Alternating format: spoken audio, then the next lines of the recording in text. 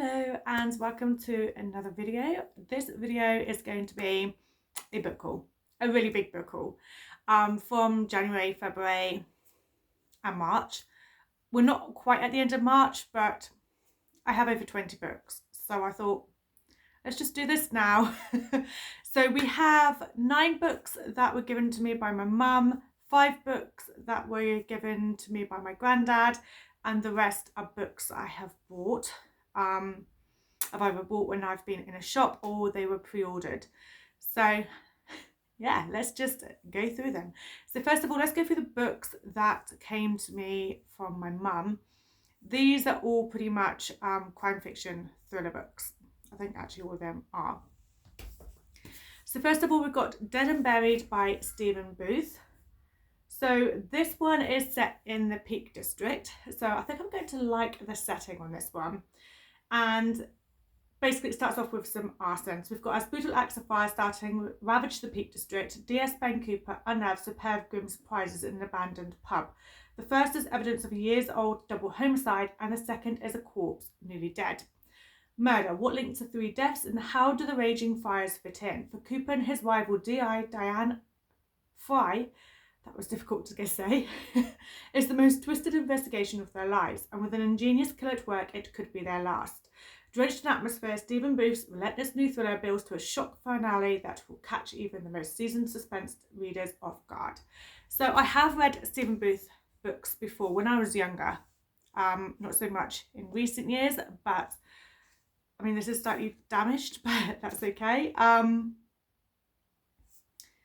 These are all books that obviously my mum has read and then just passed on to me because she doesn't have anywhere to keep the books. She gets them second hand anyway. So it's kind of like third hand by the time they get to me. But I think I'm going to really like the setting for this one. I really like the Peak District. I have been there before. I really like it there. Then we have The Chalet by Catherine Cooper. So this one is set in the French Alps and skiing, and then there's a blizzard and 2 men go off, only 1 returns, and no one knows what really happened that day out on the slopes, and nobody finds a body. Then we're 20 years later, and 4 people connected to the missing man find themselves in the same luxury ski resort. Each has a secret. 2 may have blood on their hands, 1 is a killer in waiting. Someone knows what happened out in the snow, and somebody will pay.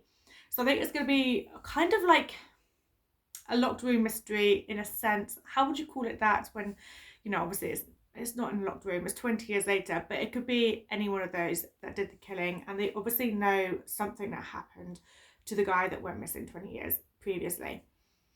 So it's going to be one of those isolated settings. I love a good isolated setting when it's snow, and I think I might hold on to this for the winter because I think this is probably going to be quite a good one in the winter when you want your crime fiction with snowy settings. So looking forward to that.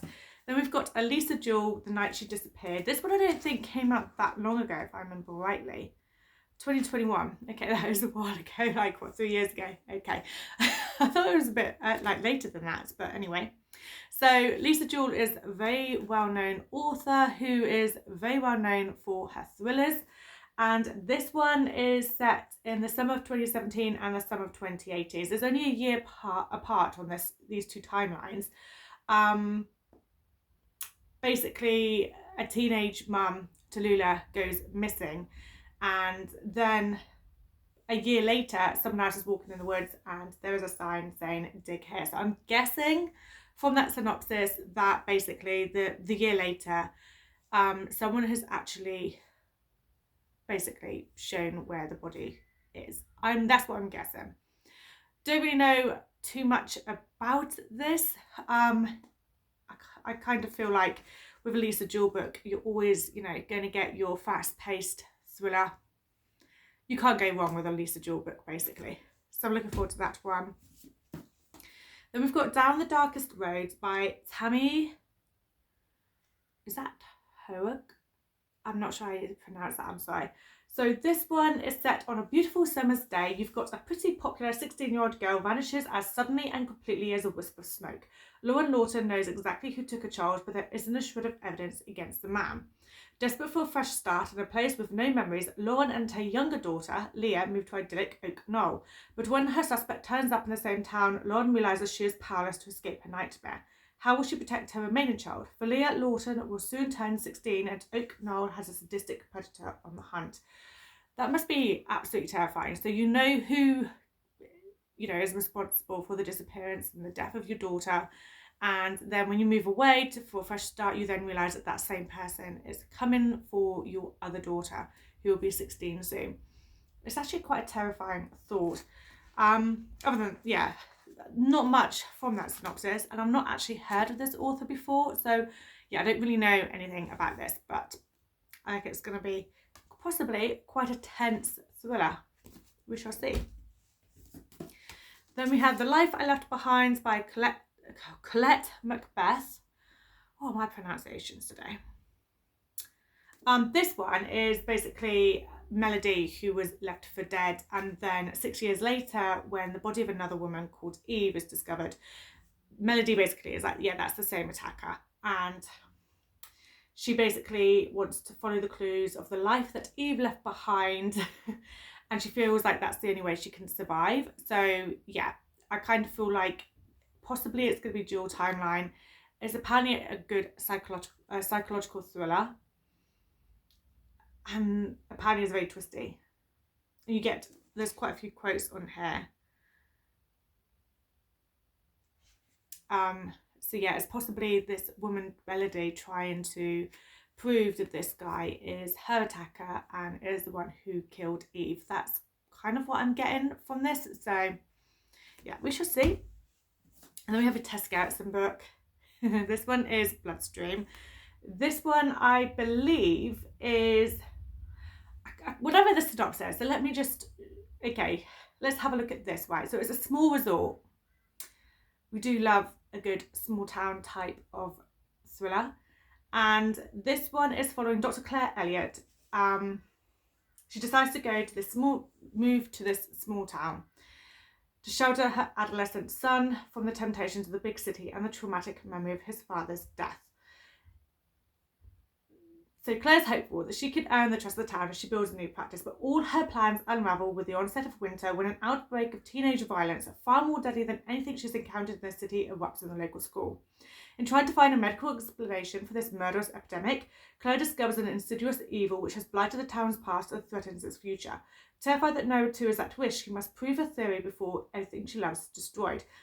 This I swear there is a book or even maybe a film where this kind of thing happens, where almost like, I think in the film, they are killing themselves in like the most brutal way. And it's like a virus that's going around, airborne virus, that's making people basically do murderous things. That's kind of what I'm thinking this is about. That you get a bunch of students and they're all doing like these horrific crimes and murders, and possibly like almost like a virus thing going around. I'm not 100% sure if that is the actual case, but that's kind of what I'm getting from the synopsis. But I'm very intrigued by it. So, and also again, you can't go wrong with Tess Gerritsen, can you? So look forward to that one as well. Then we have Bring Me Back by B.A. Paris. So B.A. Paris is an author that I am keen on reading as well, actually. I've heard really good things about this author. And this one, I believe, is following someone called Finn, who 12 years ago, his girlfriend disappears and there's a suspicion. He told the police the truth about that night, just not quite the whole truth. And now Finn has moved on, but his past won't stay buried. So maybe there's like things coming up from the past, from when his girlfriend disappeared, that's starting to haunt him. I have a feeling I might have read this. Hang on a minute. Is this like with the dolls? Do you know what? I think I have already read this. I'm going to look into it. If I have, then I'll pop this into the...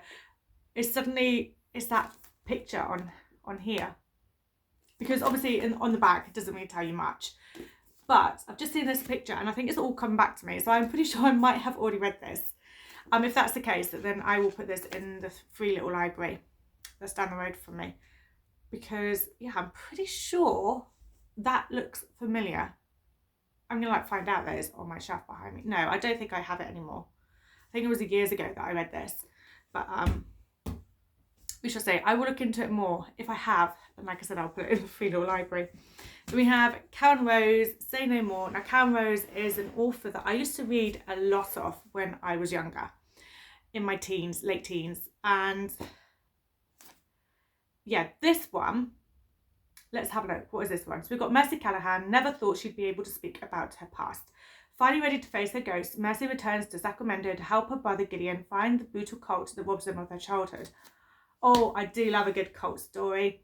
But when, oh gosh, what's that name? Ephraim Burton, the man who made her life a living hell, follows her there, she realises she might never be safe.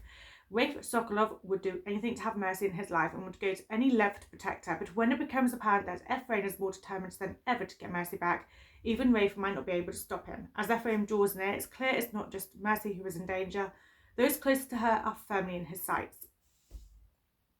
So I think this is going to be a cult story where Mercy and her brother has escaped, and now years later, it seems like their past is catching up with them, or people from their past is catching up with them. I do love a cult story.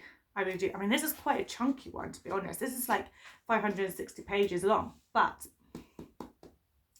yeah, I mean, I have high hopes with a Karen Rose book. And the last one from my mum is Copycats by Alex Lake. This one is when an old friend gets in touch. Sarah Haviland discovers that there are two Facebook profiles in her name. One is hers, the other she has never seen, but everything in it is accurate. Photos of her friends, her husband, her kids, photos from the day before, photos of her new kitchen, photos taken inside her house. And this is just the beginning, because whoever set up the second profile has been waiting for Sarah to find it. And now that she has, her life will no longer be her own. This is the other book that when my mum gave it to me, I was like, I'm pretty sure I've read this years ago. So I think that's two from the ones that my mum gave me, which potentially I have read. So I'm going to look into, I'm pretty sure I'm going to look properly into it, because obviously I've just had these stack of books and not really properly looked into them, but there's definitely two I think I may have read. Like years ago though, years ago. Not any time recent, that's for sure. But it's a psychological thriller, and I'm pretty sure it's like a stalker. I can't remember like fully what it's about. I need to like look into it basically, but I'm pretty sure I've read this. Problem is if it's, unless it's like an amazing book that I definitely want to reread, I really dislike it when I start reading a book and then like, oh god, I've already read this. It's quite rare because I usually remember all the books that I've read. Like with that B.A. Paris one, I just remembered it from a little shot and I was like remembering a scene from the book. So, and this one I am pretty sure as well, because and that's because of the name, Sarah Haviland. It's just such a weird way to remember, but I think I remember the main character. So yeah, if that's the case, again, I'll go into the free little library. The books from my granddad and the books that obviously I've bought definitely are not books that I've read before. So let's go through the ones that I have got from my granddad. So first of all, we've got this really cool hardback. It's The 39 Steps and Green Mantles. They're two stories by John, I never know how you say his last name, Buchan. So 39 Steps I have read, but Green Mantle is like the follow-on, the sequel, as it were, to it. Now 39 Steps, it's got illustration. Green Mantle has illustrations. Oh, we do love a good illustration. Let's just have a quick, there we go. It's a really nice book, this. I really like this book. So 39 Steps, I actually pulled it out, so I've got it here, top of my bookcase next to me. So this book was basically following Richard Hannay. He finds a corpse in his flat and he then basically goes on the run because he starts to realise there's this, he uncovers a bunch of spies.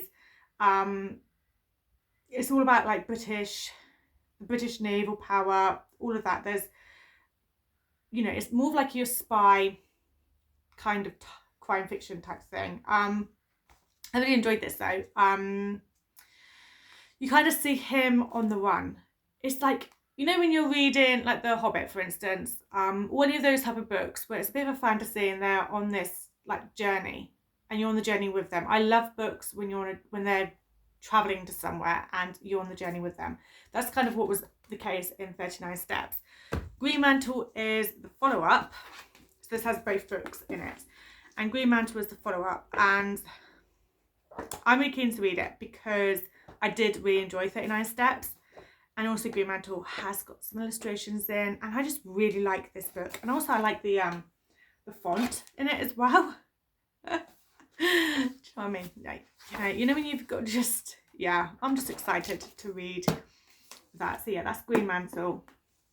Well, and 39 Steps, but with that one. Then we've got by John Burdett, Bangkok. So this is set in Bangkok. I think it's Bangkok 8. So this is a thriller. I kind of have, I think it's a bit of like a mystery as well. So it says on the back here, a city of temples and brothels where Buddhist monks in saffron robes walk the same streets as world-class gangsters, where bodies and souls are for sale or rent, and where the way you die may be more important than the way you live. Inside a locked Mercedes, an African-American Marine sergeant is killed by a maddened python and a swarm of cobras. 2 cops, the only 2 in the city not on the take, arrive too late. Minutes later, only 1 is alive. Sworn to avenge the death of his partner and soul brother, Sonchai Jiplachip. I'm so sorry, I cannot pronounce that name. A fair-skinned Thai and a devout Buddhist works his way through District 8.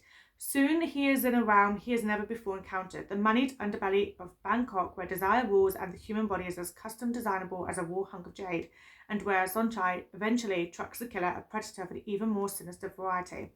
So this book sounds like it's going to be amazing writing, apparently. Also, it does say on here, read this book, savour the language, is the last and most compelling word in thrillers. I kind of have a feeling that I'm going to really like the writing in this book. But yeah, you've basically got gangsters, you've got a bit of like the gangster underworld as well in it. I don't know, there's something about this that's really interesting to me. So yeah, I'm actually really keen. I've never heard of this book before, never heard of this author. Yeah, but I am very intrigued by this, so I'm keen to pick it up soon. Then we have a Stuart McBride book, another author who I read a lot of when I was younger. This one is called Blind Eye. This one is set in Aberdeen, Scotland. So someone's playing Aberdeen's growing Polish population. The pattern is always the same. Men abandoned at building sites, barely alive, their eyes gouged out and the sockets burned.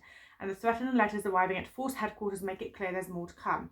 With the victims too scared to talk and the only witness a paedophile who's on the run, Grampian police is getting nowhere fast. The attacks are brutal, they keep on happening, and soon DS Logan McRae will have to decide how far he's prepared to bend the rules to get a result. The Granite City is on the brink of gang warfare. The investigating team are dogged by allegations of corruption, and Logan's about to come to the attention of Aberdeen's most notorious crime lord. Who said summer would be easy? Now, this one, again, is a bit of like the gangster underworld type of story, that sort of thriller. And with those sort of books, I always kind of feel like the action is always just great in them. I really do. I think they're very action-packed, which makes it a very fast-paced read. I do get through them very quickly. So, there we go. Then we have 7 Ancient Wonders by Matthew Riley. So I've never heard of this book before, or this author, but I am very intrigued by this because, I mean, first of all, look at these end papers. These end pages. Look at that. Okay, so this, I only just read through it just before filming this, really. It sounds amazing. This one sounds like it's the sort of like a mystery. I don't know. I don't really know how to describe it. So let me just tell you what it says here. So it will become the biggest treasure hunt in history as rival nations engage in a desperate race to locate the legendary 7 wonders of the ancient world. So 4,500 years ago, a magnificent golden capstone sat atop the Great Pyramid of Giza. Glorious and beautiful, it was a source of immense power for those fortunate enough to possess it. But then in 323 BC, the capstone was separated into 7 pieces and distributed to the furthest corners of the known world and carefully concealed within the greatest structures of that time, known as the 7 Ancient Wonders. Now, with the imminent arrival of a rare solar event, the time has come to locate those same pieces and bring them back together to rebuild the capstone. Contestants for this prize include the mightiest nations on Earth, as well as ruthless gangs of international terrorists, but also one daring consortium of 8 minor countries who realised that no single nation should possess such an awesome source of power. And so, led by the mysterious Captain Jack West, this small but determined team enters the fray, a global battlefield filled with viciously booby-trapped mines, gigantic evil forces, and an adventure beyond imagining. Doesn't that sound like epic? It sounds like it's going to be this epic, mission, as it were. And they're going to be on this, journey to basically get all 7 parts of this capstone. I'm just really excited. I mean, this book is falling apart. I mean, look, that's just come out. I am going to, before I start reading it, I'm going to make sure definitely that all pages are in this book. But doesn't that just sound like it's going to be like this epic journey and going, to the furthest parts of the world? And it's going to be, obviously, the setting is going to be in different countries. Everything, I think it's just going to be like this really cool, I don't know, it's going to be a really cool read. And I kind of feel like we've got all these gangsters, all of these different countries that are racing against each other to find all 7 parts of this capstone. So, yeah, that is something I am very much looking forward to. And then lastly, I have The Vanishing Box by Elly Griffiths. Again, another author who's perfect for the thriller genre. This one is set in winter 1953. A young flower seller is found dead in her room at a Brighton boarding house, posed with chilling perfection into a recreation of a famous painting of the death of Lady Jane Grey. This is a killer unlike any D.I. Edgar Stevens has encountered before. Across the city at the Hippodrome Theatre, Max Mephisto is top of the bill in a double act with his daughter Ruby. Tarnishing the experience, though, is one of the other acts, a seedy living tableau show where barely dressed women strike poses from famous historical scenes. Is a resemblance to the murder scene pure coincidence, or is life imitating art? When another death occurs, this time within the troupe itself, Max once again finds himself involved in one of Edgar's cases. They have faced down serial killers and anarchist bombers together, but this threat will come closer to home than anything before. What should be just a job is about to become personal. So, your typical thriller. This one is set in Brighton. Elly Griffiths is always like a good thriller author as well. So, mystery author is more mystery, to be honest, crime fiction mystery. So yeah, another one that I am looking forward to. Now let's have a look at the books that I bought. So first of all, I have 3 books which I purchased when I went to go and buy some Wellington boots a few weeks ago. And next door to this outdoor shop was a bookshop. It was The Works. As you know, if you go into The Works, you get 3 books for £6. And when I walked in, I came across The Villa by Rachel Hawkins, which was in the 3 for £6. So I ended up getting the other 2 books because I wanted this one. It's the way my mind works, okay? So this was everywhere when it came out. It was last year, but I can't remember whenabouts it was. But this came out. Everyone was talking about it. It was everywhere. I really like this cover as well. And I don't know, I just really wanted to give it a go. So I saw it and I was like, yes, I need to get that. And I also got the other 2 as well. So this one is, as kids, Emily and Chess were inseparable, but their bond has been strained by the demands of their adult lives. So when Chess suggests a girls' trip to Italy, Emily jumps at the chance to reconnect with her best friend. Villa Aestus in Orvieto is breathtaking, but it has a dark past. In 1974, it was rented by a notorious rock star who was joined by up-and-coming musician Piers Sheldon and his girlfriend, Mary. By the end of the holiday, Piers is dead and Mary goes on to write one of the greatest horror novels of all time. As Emily digs into the villa's history, she begins to think that Piers's murder wasn't just a tale of sex, drugs and rock and roll gone wrong, but something more sinister, and that there might be clues hidden in the now iconic works that Mary left behind. Yet the closer Emily gets to the truth, the more tension she feels developing between her and Chess.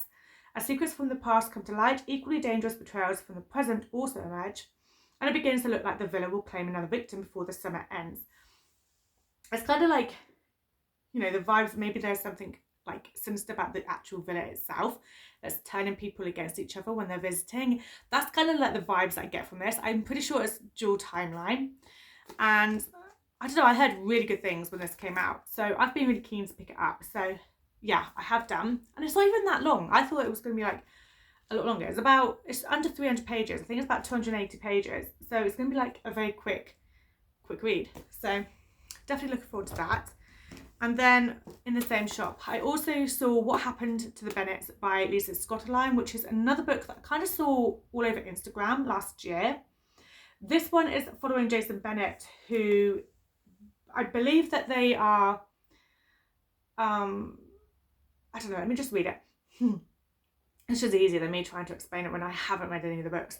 So your family has been attacked, never again to be the same. Now you have to choose between law and justice. Jason Bennett is a suburban dad who owns a court reporting business, but one night his life takes a horrific turn.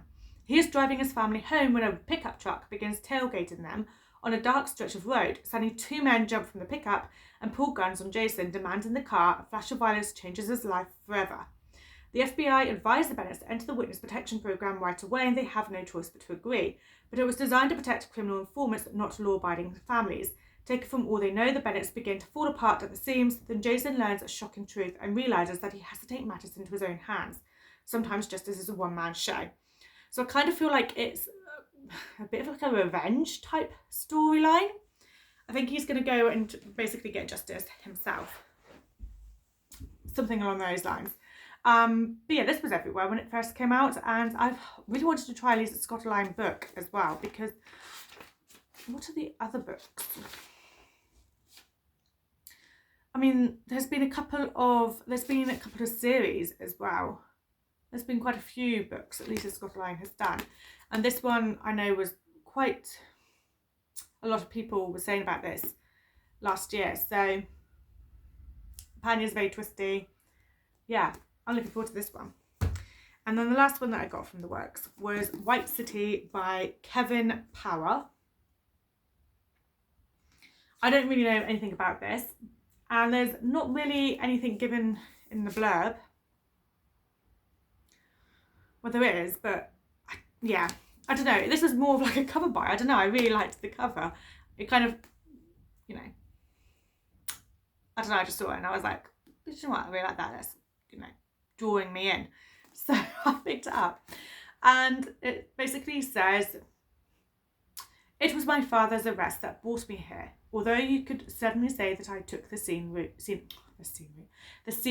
route. Here is rehab, where Ben, the only son of a rich South Dublin banker, is piecing together the shattered remains of his life. Abruptly cut off at the age of 27 from a life of heedless privilege, Ben flounders through a world of drugs and dead-end jobs. His self-esteem at rock bottom. Even his once-adoring girlfriend, Cleo, is at the end of her tether. Then Ben runs into an old school friend who wants to cut him in on a scam, a shady property deal in the Balkans. The deal will make Ben rich, and to one foul swoop will deliver him from all his troubles, his addictions, his father's very public disgrace, and his own self-loathing and regret. Problem solved. But something is amiss. For one thing, the Serbian partners don't exactly look like fools. In fact, they look like gangsters. And for another, Ben is being followed everywhere he goes. Someone is being taken for a ride, but who?" And it basically just says on the back here, "From the highly acclaimed author of Bad Day in Black Rock comes a darkly funny, gripping and profoundly moving novel about a life spinning out of control, a life lived without the bedrock of familiar love and the corruption of material wealth that tears at the soul." So we basically have this guy called Ben who basically loses everything. He's lived a very privileged lifestyle, and then when the money's gone, he's basically trying to get himself back. Obviously there's a scam. Turns out it's like some gangsters, and it says that it's darkly funny as well, so there might be some like dark humour to this. I'm always, you know, up for a bit of dark humour. Now the next book I got when I visited my sister. She's moved to Chichester, so I went over there to visit, and she lives like right in the centre. And there's a really good Waterstones in Chichester, so I went in there and I had to pick up a book. And I picked up A Head Full of Ghosts by Paul Tremblay, which is a book that I have been meaning to pick up for quite a while now. This one is a bit of your horror. apparently it's quite frightening, and it's very much like a possession that happens. I kind of have the vibes of, oh gosh, what's that house with a family, you know, that they get possessed, and I don't know, there's an that word, an exorcism. That's a really hard word to say. Yeah, this one I reckon is going to be a bit more of a frightful one. And it does say on the back of here, it's quoted one of the most frightening books I've read this or any year. Apparently it's absolutely terrifying, and I've heard quite a few things about this as being like one of the top most scary books lists, you know, all those sort of things. So definitely keen to pick that up. Now the last 4 books, they were all pre-ordered and they all came, so I'll show 2 that I haven't read yet. We've got Hellbent by Leigh Bardugo, which is the second book in the Ninth House duology. Following Galaxy, Star known as Alex. It's set, I think it's like Yale University, isn't it? Yeah, it's in Yale, but it's not the university as we know it. There's like some supernatural sort of things going on, and she is in charge of like these secret societies, making sure that they aren't doing anything that they shouldn't be doing. There's like a bit of like this fantasy element to it. I really enjoyed Ninth House. This is the second book. I've, you know, been wanting to read this, and it came out in paperback in January, so I had pre-ordered it because I had Ninth House in paperback, so I had to wait until the paperback version came out. Still looks better on the shelves, you know. And then we have The Adventures of Amina Al-Sarafi, which came out in paperback. Was that in February, I think? This one, I think, is like a female pirate, and there's some fantastical sort of things going on, and she basically is like like retired from what she used to do as a pirate, I'm guessing. And then she gets called back onto a last minute job that she just cannot refuse, so she goes ahead and does it. This is apparently the first book in a new trilogy of magic and mayhem in this tale of pirates and sorcerers, forbidden artifacts and ancient mysteries in one woman's quest to write her own legend. It's quite a chunky one, and the writing is tiny in it. Oh god, it doesn't open up properly. I don't want to ruin the spine because the spine's so gorgeous.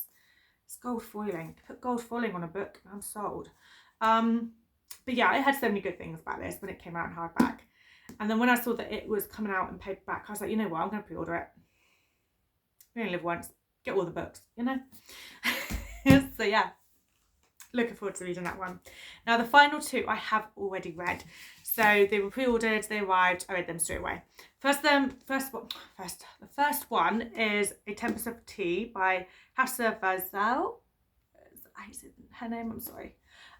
This, Peaky Blinders, you know, and Six Crows, put them together and you've got A Tempest of Tea. I absolutely loved this book. Absolutely loved it. Absolutely loved it. And this is the one that's got the sprayed edges as well. It's just back on the top and bottom, but I just absolutely loved this book. It was 5 stars.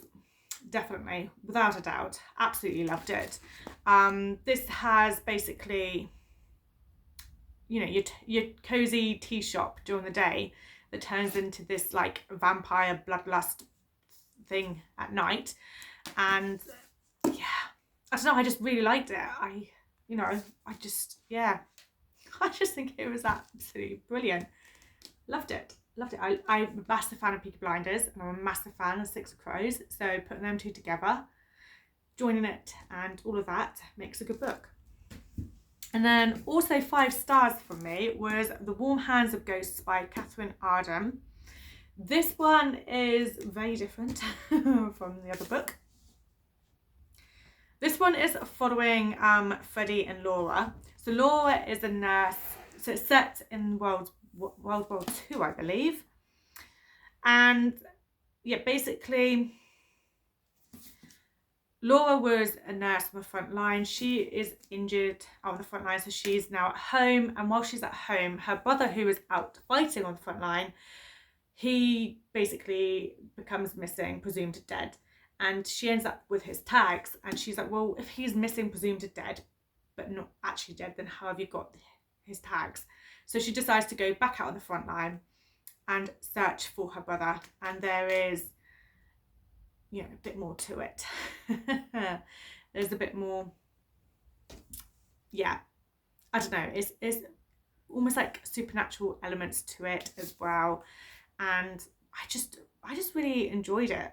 It's very much sibling love, and how much you would, like, how far you would go to protect your loved ones, that sort of thing, and how far you would go to save them as well. So yeah, another really good book that I thoroughly enjoyed, and I absolutely love this cover. This cover is definitely a lot nicer than the American cover, in my opinion, which is quite rare. Usually the American covers always look quite a bit nicer than the UK covers, but in this instance the UK one came out on top. So yeah, I really liked this book as well. But there we have it. That is our book haul. So out of all of those books I have got over the last, so I think it's like 23, from the beginning of January until now, and we're on, what are we on now, the 23rd I think of March, and I've only read 2, but I'm working on it. Oh, my hair's got all caught up. But yeah, I thought I'd come on here, show you the books that I've got recently, and thank you so much for watching, and I'm sure I'll be back again soon with another video. Bye.